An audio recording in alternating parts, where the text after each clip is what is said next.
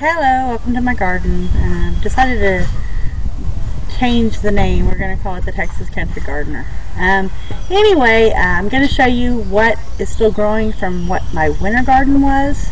I did a video back in January and told you about some of the changes I was going to do, but we decided to do a lot more. So I'm going to show you the rest of the winter garden and a couple new things I've planted in my winter box, and then I'm going to show you the new garden boxes, the different way we're growing things. And gardening is an adventure. Every time you turn around you're going to have problems, and I've had a couple of them but now I know what not to do.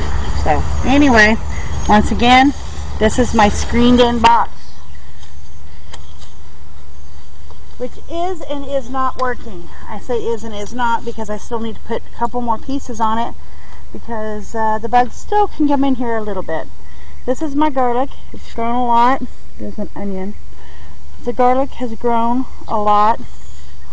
It's planted all the way back in October. This is arugula. This is a red cabbage. I just put him in here late to see what he'll do. Along with some green onions. This is a Brussels sprout. In this screened garden, I'm going to show you the difference in the other garden in just one moment. And square foot gardening, once again, you see a bad leaf, all you got to do is remove it. Over here, some red cabbage, some more green cabbage, some more red cabbage, more garlic, more green cabbage, starting to form nice little heads. I'm hoping before the heat gets to it that it will move, it will make. And my biggest purple head cabbage. So that's my screened in box. And there's a, see, you've got to be careful when you're gardening, because if you look in right here, there's what we call our red wasps. Oh, looky here. Looky what I just found. Any other time when I'm not gardening, caterpillars are a good thing. But when I am gardening, they're not. So he will be removed from my garden. Alright. Now here's my other box. I'm going to first show you the Brussels sprouts. Exact same plant, planted at the exact same time. The other one is shaded, this one is not. All of a sudden now it's taken off. And if you peek in there, you'll see all the Brussels sprout forming. I've got to do a little bit more research because this is the very first time I've ever grown Brussels sprouts. I believe I got to cut off the leaf so that gives the sprouts room to grow. If anyone knows, give me a holler. Some more of my winter onions. I planted these all the way back in October. They went to flower and snapped off the stems, and a lot of them are getting really big. Green cabbage was planted at the exact same time as the small ones in the screened in, but these are taking off out here. They're loving it. Full sun now that the weather's changed. I put in some sages. This is called Sage Cleveland. And this is called Sage Tricolor. I have a little bit of bug damage. I've been working on other things, so I haven't had time to come out here, but not enough. And you're not going to have a perfect garden. You're going to have bug damage on a lot of things. Alright, more onions. Red ones are getting really big. More onions, more onions, more onions. And this is something I just learned. If you look here, I've got some mushrooms growing. And in the beginning I was yanking them out and wondering what was wrong with my soil. And doing research, I found out with the mushrooms growing, because part of the compost I use in the boxes is mushroom compost.